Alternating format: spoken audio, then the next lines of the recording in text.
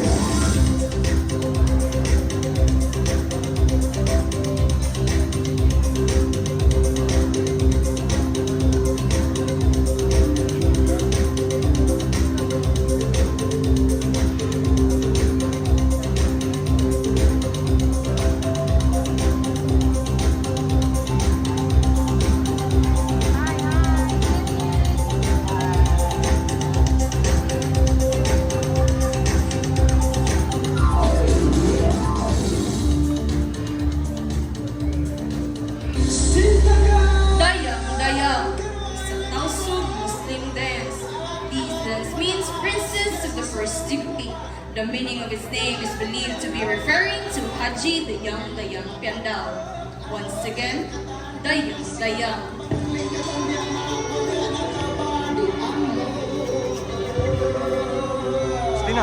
Spina, come.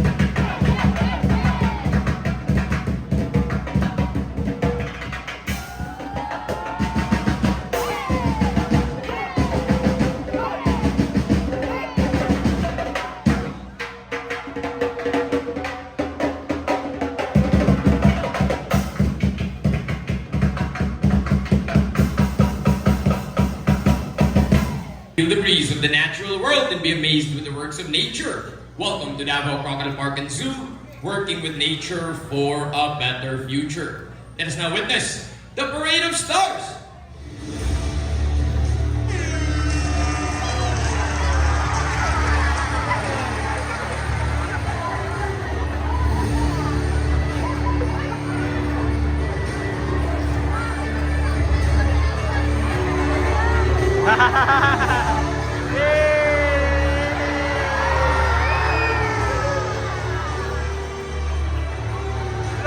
Alam din nila kung saan sila ano, no?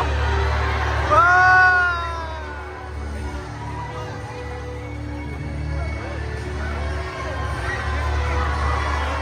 Hey!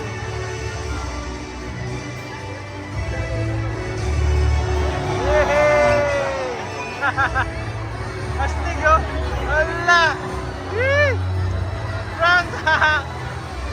Ala! Very nice, no? Ayaw, ayaw ito.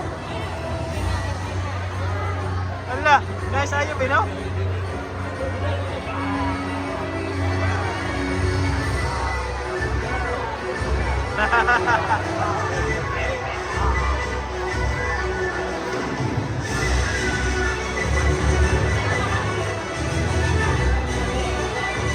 Isa kiyang.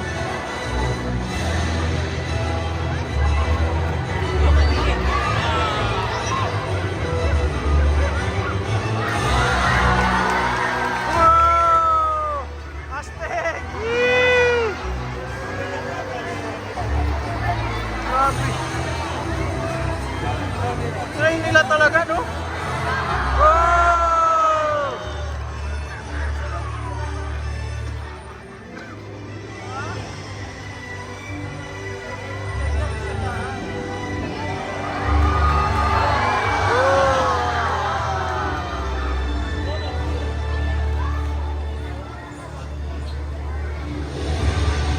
And a round of applause for the Parade of Stars.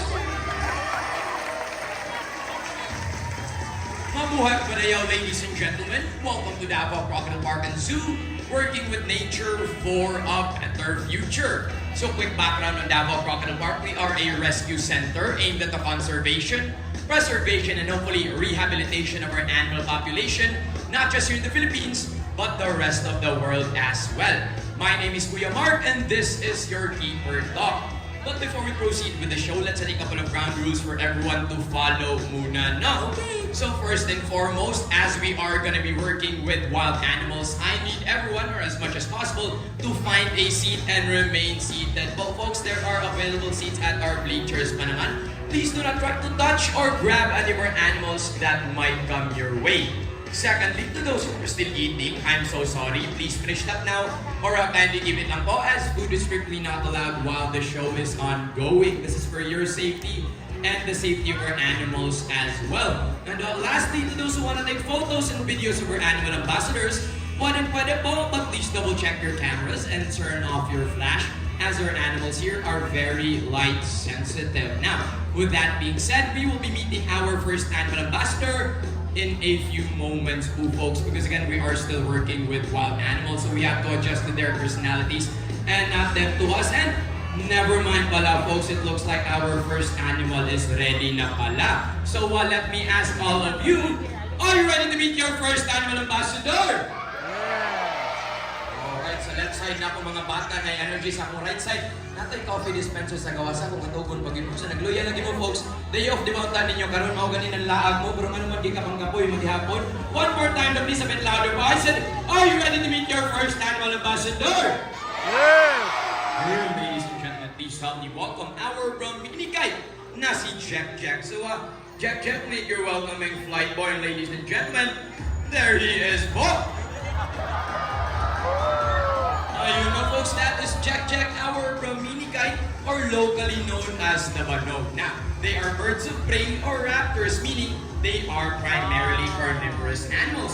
They can be found in coastal areas of Indonesia, Australia, India, and of course, the Philippines as well. Now, Brahminy kites only have a wingspan of about 1 meter, so way smaller compared to our Philippine eagle, but that doesn't mean they are not fantastic hunters naman po. And Brahminy kites also practice what we call kleptoparasitism.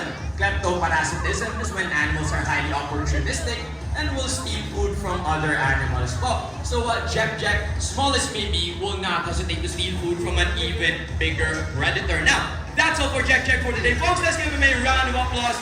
Please, there we go. Thank you so much, Jack, and of course, Kuya Bearcat. Alright, uwi na sila na. Before we meet our next animal ambassador po, ma'am na naka-hijab po, blue ang blouse, paki-off lang ng flash nating camera, please lang. There we go, audience, pakitabang lang kay ma'am, palihog ko. Ma'am, paki-off lang sa flash ng ating camera. Thank you so much for that. Now, let's meet our next animal ambassadors. Now, they're known as clumsy birds po, but we don't know why considering they are fantastic flyers naman. So please help me welcome the alarm clocks of the rainforest, the Kalaw, the Philippine Great Hornbill, na si Mr. Bill, and there he is po, folks.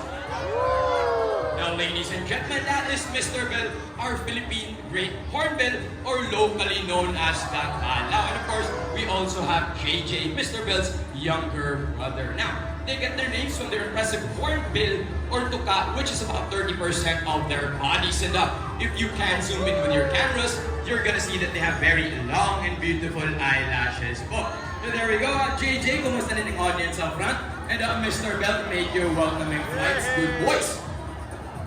There we go again, mga kuyas, mga ate, sayo lang gumiti ang mga hayop, mga parents. Pakibantay lang sa itong mga bata. We don't want them to scare our animals as they might bite or scratch our kiddos. No?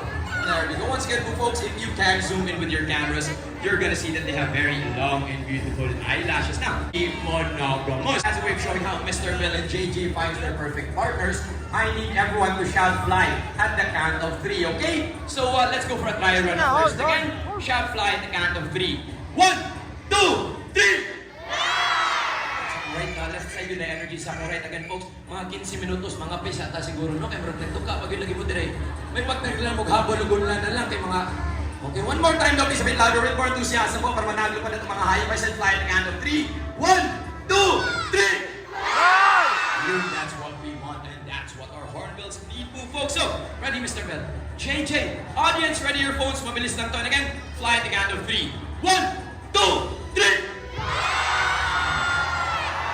And there it is, folks, the aerial acrobatics of our very own hornbills. Now, ladies and gentlemen, that is their natural behavior po. Out in the wild, in order for them to find their perfect partner, they will need to catch the most fruits or the most insects in order to impress the most females. Now, let's see it one more time, please, Kuya Dexter, Kuya Gmar, Mr. Bell, JJ, and again, audience, fly at the count of 3.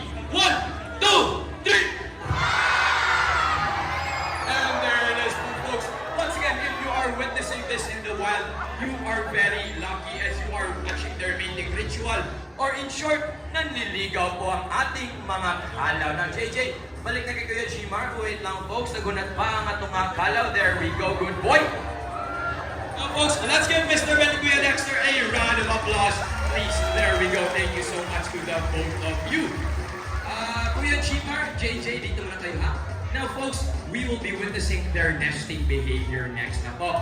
Out in the wild, whenever it's nesting season, the female will remain inside her nest for the next 40 days po. How does the female eat? Of course, by the male providing them food naman, folks. No. So, let's see that in action right now. But first, we're gonna need one lucky female volunteer for our next part, folks. Kasi babae ha, gusto maging part of our show, taas kamot ay kaulaw. So na, ikaw daw ma'am na naka-black na shirt, a brown na pants, or gray na pants, let's have you up the stage po and let's have you be part of our show. There we go, dito po tayo ma'am. Once again po folks, this is their natural behavior. The female will be provided food by the male for the next 40 days or until their eggs hatch po folks. Pero we're gonna switch up the sexes now. So si ma'am maging male na kalaw, si JJ maging female na kalaw. Now what you need to do right now ma'am is, balik mo na JJ. Balik, there we go, good boy now. What you need to do right now ma'am is get a grape. Kuha ka ng grape from Kuya Gmar. Kuha ka ng isa ma'am, isa lang ma'am, kaya limitado mong budget sa grapes karong bulan na, no? Now, put it between your teeth po, lagay between sa ngipin mo. Yan. Put it between your teeth, there we go. Yes, kukunin niya ni JJ. In short, magkikis kayo ng kalaw natin, ha? Congratulations to you, by the way. Ay, question muna pala, ma'am. Nag-toothbrush ka, wala? Okay, nag-toothbrush kayo. Si JJ, wala akong chingipon if you notice, folks. Now, let's see it in action right now po. Again, put the grape between your teeth po. Yes, kamay. And kamay sa likod po. Between your teeth po. Kamay sa likod pa. There we go. Now, JJ, get the grape. And there it is, ladies and gentlemen. Once again, that is their natural behavior po. The male will feed the female their food po, or in short, mag-kiss sila and mag-mouth the mouse na ladies and gentlemen. Now, let's see that in action one more time though, please. Another grape na naman, ma'am. There we go. Put it within your teeth na naman. Alright, kamay sa likod again. And this time, si Kuya Gmar kukuha ng grape sa bibig mo. Sorry. Kuya Gmar, si JJ lang daw, hindi daw ikaw ha. Pasensya na. Okay, put it between kamay sa likod, between your teeth. JJ, get the grape. And there it is, ladies and gentlemen. Now, let's give all three of them a round of applause, please. There we go. Thank you so much, ma'am, for being part of our show. Once again, ladies and gentlemen, that is their natural behavior. Oh, and fun fact pala about hornbills, unlike most birds who walk from place to place, hornbills actually hop from place to place. Tumatalon sila as their secondary means of locomotion. Now, let's meet our next animal ambassador now. And let's just say eclectic ang kanyang colors. No? She's very bold and colorful in order for her to stand out to the opposite sex. So please help me welcome. Wait lang folks, nagulat pa nga itong next animal. Okay, now, never mind pala folks, let's proceed to our next animal. Later na lang ang itong or akong giniscribe na hayop. Our next animal ambassador po is the opposite of our previous animals. While they were very bold and colorful, our next animal ambassador is plain white lang, just like a cloud. So please help me welcome Apollo, the umbrella-crested cockatoo. And there he is, folks, now ladies and gentlemen. That is Apollo, the umbrella-crested cockatoo, with the scientific name of Cockatoo, alba meaning older brother in Indonesia. Now, mga ates, mga guyas, don't be scared po. Lapit na kayo. Bigyan ng pagkain nating bird. We promise you, hindi yan nangangagat si Kuya Dexter. There we go. Just open your hand, mga ate, mga guyas. Right, maraming salamat, and we should be good na po. Now, folks, Apollo is a multi-talented artist. Pang-ABS-CBN, pang-GMA itong bird na to. So, let's see some of his talents today, shall we? Unang-una, let's see some of his dance moves po. So, Kuya Dexter, ready? Apollo, ready? Okay. Kuya Gucci, hit it. Now, ladies and gentlemen, that is the moonwalk made famous by Michael Jackson. So, atras, good boy, show us your fancy footwork. Putang igamay finesse. Atras, boy. Tama na, mahulog ka sa table, Apollo. Good boy. Now, folks, that was his ode to the king of pop. Pero that's not all. Let's see his next talent. Now, let's see his acting skills. Now, Apollo, what do we do if we see a predator? Mi agila, Apollo. Meet predator. Mi agila. One more. Kadramatic ito. Uy, putangan pag-finesse. Patay, good boy, Apollo, folks. That is their natural reaction po. After the while, whenever they see a predator, they will either run away or play dead, as most animals do not want to eat already dead or rotting meat po. Now, let's see it one more time though. Please, we have another predator, Apollo. May agila na naman. Patay, good boy, Apollo. Pag-star magic yung boy. Now, Kuya Dexter, pwede na mo ma-interview si Apollo. Thank you. Like I said, folks, yung walang question and answer portion, diba? So, let's ask Apollo a couple of questions, folks. Now, interview na itong atong langgam. Now, Apollo, mangutana ko. Look at Kuya Dexter. Tanawas Kuya Dexter. Is he good looking? Pogi mas Kuya Dexter? Okay. Congratulations to Kuya Dexter. Pogi daw ka. Ganaan niya si Mong Dagway. Congrats naman. Bisa nagkasamad-samad mo na, no? Alright, now, how about me daw? Look at me. Am I good looking? Come on, let's answer. Go, Pogi, go. Dali. Hindi ka man naman. Grabe mo ka, galakak pa. Kasi pa maging host nung maka-hurt mo kang feelings. So medyo biased talaga si Apollo, folks, because Kuya Dexter is his personal handler. So there is gonna be some preferential treatment towards their trainers po. Pero let's go to our audience na nga para fair na fair yun ta. Kung pangit kong dagway, magpasaylo ay natadaan pangit kong dagway siya pananaw, no? Now, ito na, how about si Mano? Grabe katawa kanina. Look at mga tanawa na to. Is she beautiful? Maganda ba? Apollo? Okay. Congratulations to you, mga maganda ka raw. Apollo approves of your beauty. Oh, congrats naman. But of course, we don't discriminate here, folks. So let's go sa lalaki, no? How about si Sir na naka-red shirt na eyeglasses? Look at Sir. Is he good looking? Pogi ba si Sir Apollo? Pogi? Look at Sir. Congratulations to you as well, Sir. Pogi po daw ka. Pati mong asawa, Sir. Niya mo po good luck. Nakikinig ng buhay, no? Congrats naman sa imo, ha? Pero mo kong election, ha? Pero mo ko Apollo ba? Pauluhan ko niyo dire. Ako rin naglahig. Sige na. Pogi ko mo, please. Pauluhan ka. Awan po sa madam mo. Grabe po ka, madam. Folks, palagpakan na nato si Apollo. Awan na po dire. Mali na po na yung pinatundo sa itong langgang Kuya Dexter, ha? Good girl. Now, once again, folks, that is Amiga, our Eclectus parrot. Now, Eclectus parrots have what we call sexual dimorphism. Sexual dimorphism is when two sexes of the same species look completely different po. So, male Eclectus parrots are actually green and blue, while females are red and purple. So, that is how you tell the difference between the sexes of Eclectus parrots po, ladies and gentlemen. Now, we will see how Amiga interacts with her environment po by raising the flag of Davao Crocodile Park and Zoo. So, Amiga, itaas ang bandera ng Davao Crocodile Park. Go! More! Last na, good girl. Now, once again, ladies and gentlemen, that is how she interacts with her environment. Oh, using her prehensile beak. She uses it to grab items, ladies and gentlemen, as her beak are very much like our fingers, and her tongue is very much like our thumbs po, ladies and gentlemen. Again po, that is how she interacts with her environment. Now, we're gonna need one lucky volunteer for this next part po. We're gonna be witnessing their nesting behavior again na naman. So, who here has a 200 or a 100 peso bill pala? Sino may 100 peso bill? Sina? Igawas na mo ay kahadlok, ay kaulaw. Promise you, iuli na mo na pagkahuman sa show. Right? Hindi may mangupit. Right? Okay, ma'am, dito po tayo. Let's have you be part of our show po, ma'am. There we go. Ingnan lang mo daan, folks. Kailangan minimum na 100 peso bill ang talent fee sa mong langgam. Hindi na siya mo dawat o 20 o 50 tawon. There we go. Now, dito na po tayo, ma'am. Just follow the instructions of Kuya Dexter po.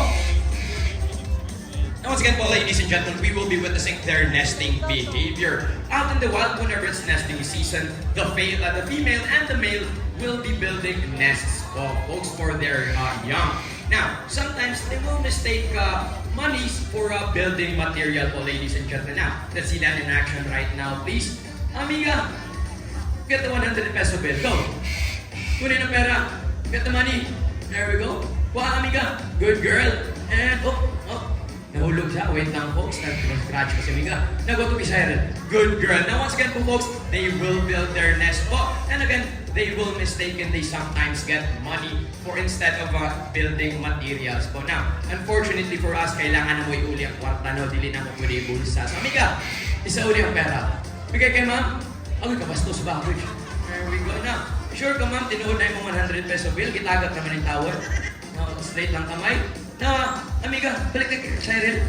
Balik kay Kuya Cyril, girl. Wait lang, folks. Nagunat pa ang mong parrot. Ayan, isyagit pa ang parrot. Ganahan ko dyan sa imuha, ma'am. Basi humot ka kulong. Alright, now go to Kuya Cyril. Now, folks, pwede na ito po nito na itong kwarta, ma'am. Folks, let's give all three of them a round of applause. Please, ladies and gentlemen, po, our other umbrella-crested cockatoo na si Jumbo. Now, once again, mga ates, ang mga kuyas, lapit na kayo. Bigyan na pagkain ng ating bird. There we go. Thank you so much, kuya. Sa tinood lang, kamalupit, hindi ko na mga ginikanan diha. Pero pasensya na, para na sa mga bata na tunaw. There we go. Ate, don't be scared. Dili na mamahak si Kuya Michael ay kagul. Thank you so much, mga ates and mga kuyas. Now, folks, let me tell you this. Unfortunately, 70% of our air pollution comes from our transportation. So our cars, our motorcycles, our buses all contribute to global warming. Pero, as we've shown in alternate way to commute to work or to commute to school to lessen our carbon footprint, Jumbo has there at table A, bicycle. And let's see how Jumbo uses this. So, boy, sakay. My job. And there it is, ladies and gentlemen, that is the zygodactyl feet at work. Once again, to the front, to the back, allowing them to grab items. Pajak, good boy, and para lang, good boy, Jumbo. Now, to the kids out there, or maybe sa mga adults who still don't know how to ride a bicycle, nothing to worry about po because we also have a scooter. And let's see how Jumbo uses this. So boys, sakay, Pajak, let go.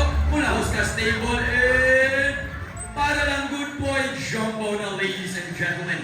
Those are the ultimate ways for us to commute to work or to commute to school to lessen our carbon footprints. And you may have noticed that Jumbo is happy this afternoon po. You can tell by checking out the crown or crest on his head, which will raise or lower depending on his mood. Now, folks, let's give Jumbo to Michael a round of applause that they deserve, ladies and gentlemen. Thank you so much, Kuya Michael, and of course, Jumbo. Alright, uwi na sila. Exit stage left. Now, let's meet our next animal ambassador na po. And actually, they are the third largest macaws in the world po. Ladies and gentlemen, please help me welcome Barak, our blue and gold macaw. And there he is, folks. Now, ladies and gentlemen, once again, that is Barak, our blue and gold macaw with the scientific name of Ararauna, meaning genius. Why are they called geniuses? They have the mental capacity of a 4-year-old child po. So kasing talino ni Barak ang isang kindergarten student. Now, again po mga ates, mga kuyas, lapit lang kayo. Alright, there we go. Tama na, basi din nakabulumulo pa lang mong langgam, no? Now folks, Barak has what we call zygodactyl feet. Zygodactyl meaning 2 in the front, 2 in the back, allowing them to grab items. And as we've shown you Barak's impressive feet, behind the table we have a kadang-kadang may traditional Filipino footwear. So boy, suot, backlight. And that is, ladies and gentlemen, that is the zygodactyl feet at work. Once again, to the front, to the back, allowing them to grab items. Smart, check it, boy, and baba, good boy. Now, high five up here. There we go, good boy, Barak. Now, folks, not only is Barak fashion conscious, but he is also environmentally conscious as well. Now, let me ask the audience and be honest, okay? Who here segregates their trash? Or kinsay nag-segregate sa basura? Raise your hand, taas ka mong palihog ko, please. Okay, we have ate, kuya, ate, kuya, sir, ma'am, ate, alright, anyone else? Kuya, ate, okay, as we can see po, folks, a lot of kids segregate their trash, no? Pero mga adults, guilty. Now, unfortunately, not a lot of people segregate their trash po. But hopefully, we'll all learn a valuable lesson from Barak. Because we have a can labeled non-biodegradable and another labeled biodegradable po. So, double check muna ni Barak. And Kuya Jimar will drop trash on the table and we'll see how Barak segregates his mess so that we'll all learn a valuable lesson from him. So, Barak, ready? Kuya Jimar, ready? Okay, Kuya Jimar, taga. And let's see what Barak picks up first. It looks like a piece of plastic, which is going to the non-biodegradable bin. Up next, it looks like a leaf or dahon, which is obviously going to the biodegradable bin. Let's see what he picks up next. It looks like another piece of plastic, which is once again gonna go to the non-biodegradable bin. Now, one last piece of trash, boy. Look at the table nice and clean. And the last leaf is gonna go to the biodegradable bin, ladies and gentlemen. Hopefully, everyone learned a valuable lesson in helping our environment. No, kung kaya sa hayop, kaya sa tao, now let's all take Barak's lead po. Folks, thank you so much for that. Boy, galing-galing mo now. Kiss Kuya Jimar, please, kiss. There we go, good boy. Agoy, si Barak na lang yung tawag mag-kiss kay Kuya Jimar, folks. Kalohin ni Kuya Jimar. Now, again, Barak is a certified genius, but with intelligence comes moodiness. And Barak wants to go home na daw. So I need everyone to wave para bye-bye. Please wave para bye-bye. And there we go, wave para bye-bye. And Barak, wave para bye-bye. Barak. Uy! Uy, kasuplado ba?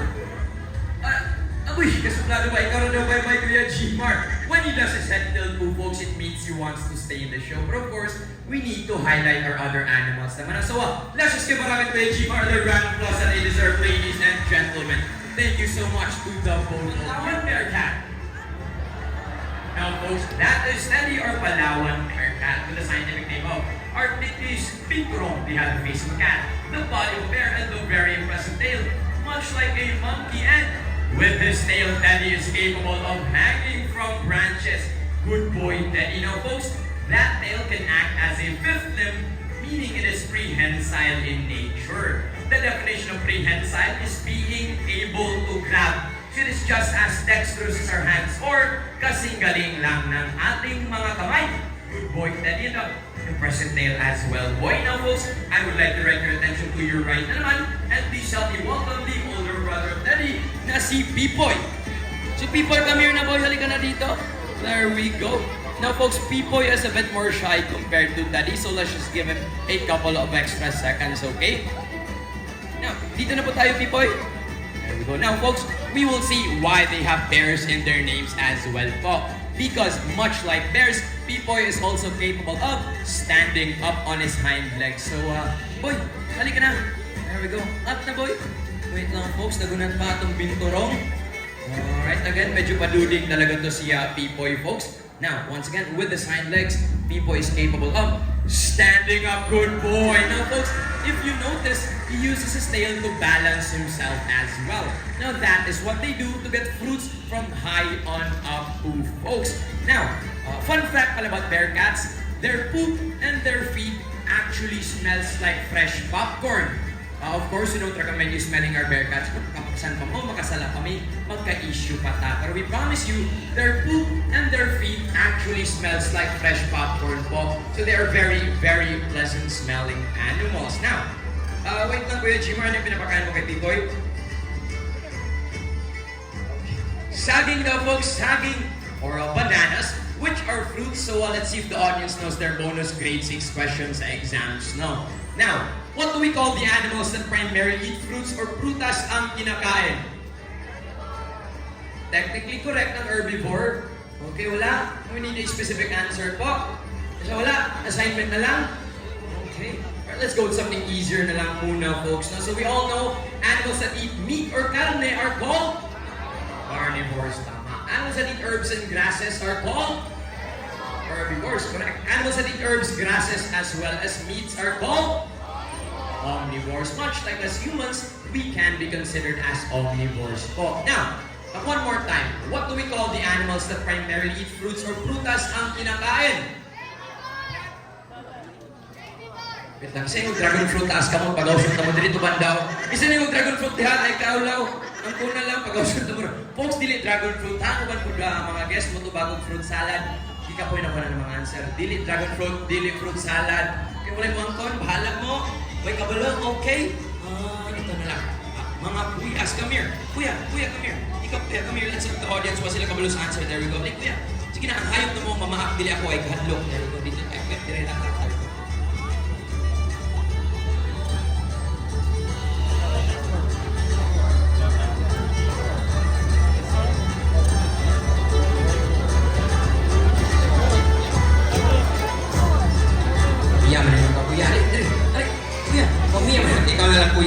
Kuya, what do we call the animals that primarily eat fruits or prutas ang kinakain? Say it loud and clear. Go! Fujibon! You are right, so ladies and gentlemen. Let's give Kuya a round of applause. Please palakpakan man si Kuya. He is correct, folks. The answer, ladies and gentlemen, is frugivore, meaning their primary diet consists of fruits or prutas ang kanilang kinakain. Once again, the answer po, folks, is frugivore. Thank you, Kuya. Galing-galing mo. Now, okay, uwi na siya Uno, or siya Pipoy. Uwi na rin si Teddy. Good. Now, let's proceed to our next animal ambassadors. Now, so ladies and gentlemen, please help me welcome the legends themselves, the fan favorites. Ladies love them na si Mingming and si Awaw.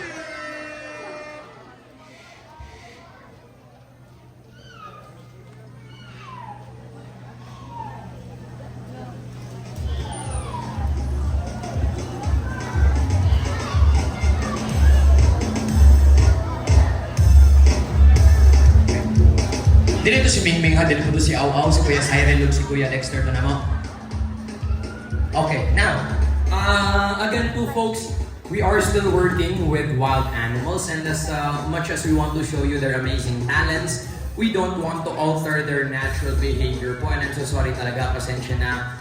Mingming and Aw-Aw are not in the mood to work this afternoon daw. Again, sorry kayo folks. Pero they are in the mood to play, they are playing hide and seek, so maybe help us look for missing animals lang siguro. Maybe check under your seats, basi nagtago itong mga hayop diya sa ilalim lang. Halihog lang to. Kung ano may hayop, makasama na po niya. Kaya, Kuya. Thank you so much, Kuya Cyril, for finding Aw-Aw. And thank you, Kuya Michael, for finding Mingming. Alright, now, Folks, we're gonna need 2 very lucky victims for our next part. Volunteer for our next part pala. So, Kuya Cyril, may napili ka na ba?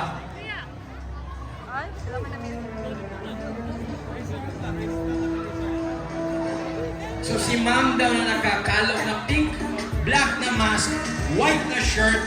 Yes, ma'am, naka-shorts. Let's have you off the stage po. And let's have you meet our gentle giants. Sige na, pang Facebook, pang Twitter, pang Instagram, nagkaklikers madawat. Madam. Of course, folks, before we have them meet our gentle giants, let's meet our guests muna. Na, so introduce yourselves po. What's your name and where are you from po, ma'am? Mayat and Davao City. Okay, Ma'am Mayat from Davao lang. Perfect. Taga Davao, ma'am. What's your name and where are you from po? My name is Julian and I'm from San Jose del Monte, Bulacan. Okay, Ma'am Julian from Bulacan. Okay, Davao, Bulacan. Kuya, Davao, Bulacan daw.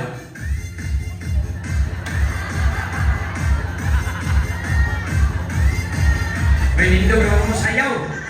Asa? Wait lang. Close na kilig kayo na orient. Now, ma'am, once you step into the arena, you will have to show us your best dance moves. No? Because of course, ating mga hayop na pakita ng kanilang talent, and to be fair lang sa kanila at isang tao, sasayaw for them. Now, since you are in Davao right now, the birthplace of budots, yun ako to budots, marunong ka pa magbudots, ma'am? Hindi marunong magbudots? Sure, hindi marunong. Okay, ay ikaw, taga Davao ka, kabilo ka magbudots, ma'am?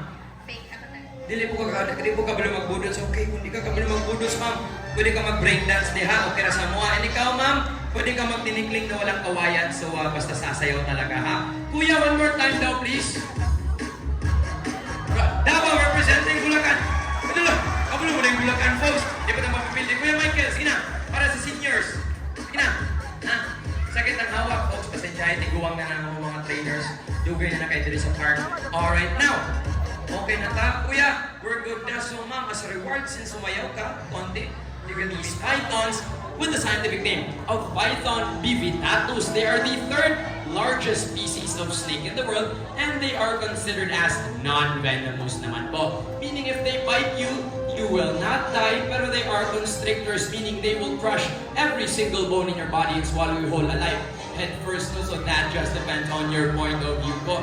Now, ma'am, right, buti na lang nag-lipstick tayo, di maklaro na nanumuta tayo sa harap. Sino kasama mo po, ma'am? Who are you with po? Family, good afternoon, family. From Australia. Welcome to Davao Crocodile Park and Zoo. Family po. Now, family, please take lots of beautiful photos for her, please. Pang Facebook, pang Twitter, pang Instagram. Of course, don't forget to tag us at Davao Crocodile Park and Zoo. There we go. Now, sister, kung nakay kasuko si mong manghod, pwede mo dugayan ng picture, ha? Kaya sa mga walay problema na. There we go. Ma'am, show us your best Valentina pose. Hips bent, feet forward, lips pouty. Parang Valentina lang from Ghana. Ayun! There we go. Fierce na fierce po. Ikaw, ma'am. Kayo lang kaliha. Alright, muraga pumapatak ng pawis, ha? There we go. Malapit na. Now, we can remove aw-aw na from ma'am po, Kuya Cyril. Thank you so much, ma'am. And we can return to our seat na. Maraming salamat po, ma'am. Now, ikaw na naman. Center of the arena po. Center of the arena. Now, sino kasama mo, ma'am? Who are you with po? Family, kaway, family, sana family. Hello, family. Watch this.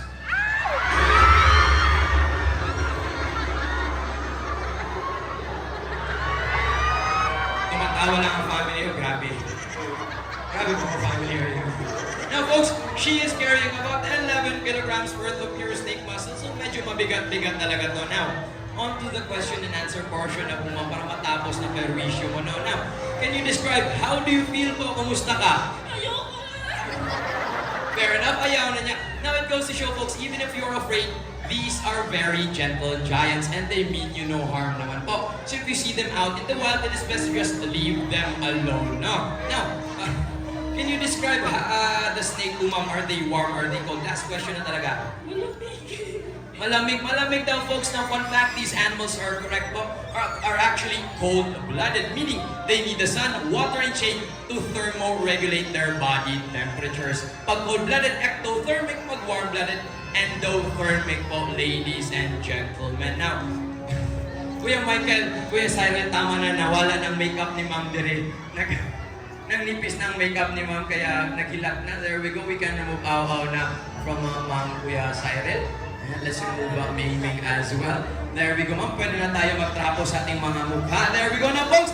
Let's give both of our guests a round of applause for being very brave in meeting our gentle giants na si Mingming and si Ao. Thank you so much to the both of you. And ma'am, tumatawa na talaga tatay mo kanina, no? Grabe po. Pero, ladies and gentlemen, here in Davao Crocodile Park and Zoo, we have a mission. And that is the conservation, preservation, and hopefully rehabilitation of our animal population, not just here in the Philippines, but the rest of the world as well. Pero, give yourselves a round of applause also for helping us out on our mission. Daghang salamat kayo sa inyong tanan. On behalf of my fellow trainers, we have Kuya Michael, Kuya Cyril, Kuya Dexter, Kuya Gmar, and Kuya Gucci with the tip box if you want to help us out some more on our mission. Special thanks to Kuya Pokdol and of course Kuya B-Boy. Once again, my name is Kuya Mark. We are Davao Crocodile Park and Zoo, working with nature for a better future. Daghang salamat kaayo sa inyong tanan. Ayun, there we go. Pero that's not all, pa po, folks, because if you want to have your photos form 2 lines over here, be gentle with our animals. Very great from.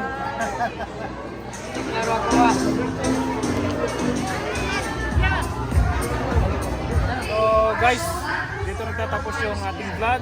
This is Kirk OFW. Bye bye. Once again, so please